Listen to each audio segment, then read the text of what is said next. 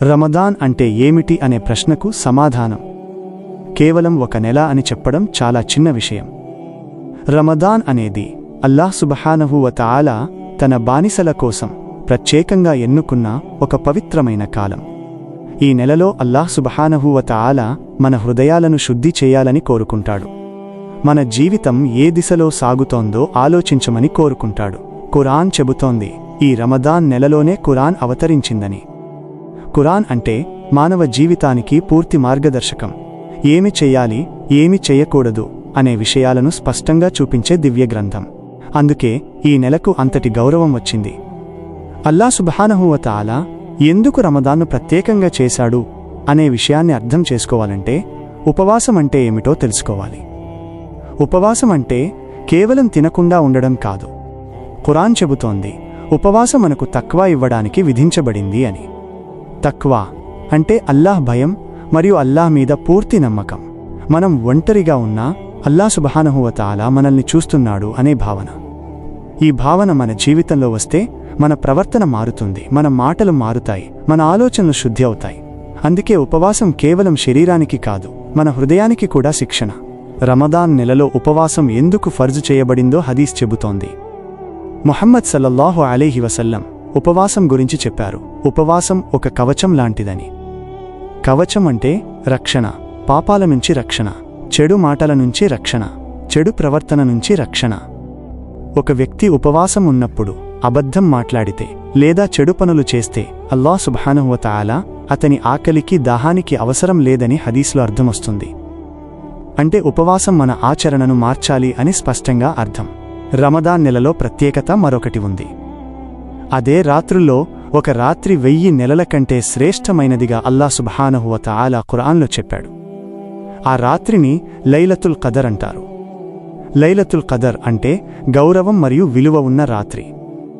ఆ రాత్రిలో చేసే ఇబాదత్ అంటే అల్లాహ్ సుబ్హానహు వ తఆలా ఆజ్ఞలను పాటించటం 1000 నెలల ఇబాదత్ కంటే మంచిదిగా అంగీకరిస్తాడు.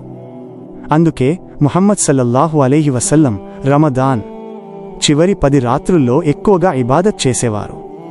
మనకు అదే మార్గం చూపించారు. ఈ నెలలో సలాహ్ అంటే నమాజ్ ప్రాముఖ్యత మరింత పెరుగుతుంది. నమాజ్ అంటే అల్లాహ్ సుబ్హానహు వ తఆలా ముందు వినయంగా నిలబడటం, మన రోజంతా చేసిన పనుల్ని ఆయనకు అర్పించడం. రమదాన్లో నమాజ్ను సమయానికి జమాత్తో చేయడం మన ఇమాన్ను బలపరుస్తుంది. ఖురాన్ చదవడం కూడా ఈ నెలలో ప్రత్యేకం. ఎందుకంటే ఖురాన్ ఇదే నెలలో అవతరించింది. మనం ఖురాన్ చదివేటప్పుడు అర్థం తెలుసుకోవడానికి ప్రయత్నిస్తే మన జీవితం మారుతుంది. దుఆ అంటే అల్లాహ్ సుబ్హానహు వ తఆలాతో మన హృదయపు మాటలు చెప్పడం. హదీస్ చెబుతోంది, ఉపవాసం ఉన్న వ్యక్తి చేసే దుఆ తిరస్కరించబడదు అని. ఇది అల్లాహ్ సుబ్హానహు వ తఆలా మన మీద చూపించే దయ. అందుకే రమదాన్లో మనకు, మన కుటుంబానికి, సమాజానికి దుఆ చేయాలి. మన హృదయం శుభ్రంగా ఉండేలా దుఆ చేయాలి. దానమంటే సదకా కూడా ఈ నెలలో చాలా ముఖ్యమైనది. ముహమ్మద్ సల్లల్లాహు అలైహి వసల్లం రమదాన్లో అత్యంత ఉదారంగా ఉండేవారు అని సహీ హదీస్ చెబుతోంది. మన దగ్గర ఉన్నదాన్ని ఇతరులతో పంచుకోవడం మన సంపదను తగ్గించదు అని ఇమాన్ మనకు నేర్పుతుంది. జకాత్ అంటే విధిగా ఇవ్వాల్సిన దానం కూడా రమదాన్లో చాలామంది ఇస్తారు. ఇది మన సంపదను శుద్ధి చేస్తుంది, మన హృదయాన్ని మృదువుగా చేస్తుంది. రమదాన్ అంటే కేవలం ఆచారాలు కాదు, ఇది మన అఖ్లాక్ అంటే ప్రవర్తనను మెరుగుపరచే నెల. కోపాన్ని నియంత్రించడం, క్షమించటం, మంచి మాట మాట్లాడటం, కుటుంబంతో మంచిగా ఉండటం, పొరుగువారితో సహనం చూపించడం, ఇవన్నీ ఇస్లాం మనకు నేర్పిన విలువలు. రమదాన్ ఈ విలువలను మన జీవితంలో బలంగా నాటే అవకాశం. ఈ నెల ముగిసిన తర్వాత కూడా మన మార్పు కొనసాగాలి అని అల్లాహ్ సుబ్హానహు వ తఆలా కోరుకుంటాడు. రమదాన్ ఒక ట్రైనింగ్ లాంటి నెల.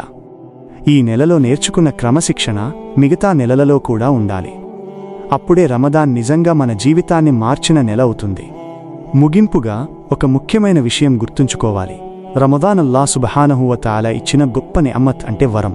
ఈ వరాన్ని సరిగా ఉపయోగించుకునే వారికి ఈ లోకంలో హృదయ శాంతి మరియు పరలోకంలో విజయము లభిస్తుంది. మనందరికీ అల్లాహ్ సుబ్హానహు వ తఆలా ఈ రమదానును నిజమైన ఇమాన్తో స్వీకరించే శక్తినివ్వాలని కోరుకుంటున్నాం. మన ఉపవాసాలను, నమాజ్లను, దుఆలను, దానాలను అంగీకరించి మన పాపాలను క్షమించాలని అల్లాహ్ సుబ్హానహు వ తఆలాను మనస్ఫూర్తిగా ప్రార్థిస్తున్నాం. మన హృదయాలలో తక్వా పెంచి ముహమ్మద్ సల్లల్లాహు అలైహి వసల్లం సున్నహ్ మార్గంలో నడిచే తౌఫీక్ ఇవ్వాలని అల్లాహ్ సుబ్హానహు వ తఆలాను వేడుకుంటూ ఈ స్మరణతో మనం ఈ విషయాన్ని ముగించుకుంటాం.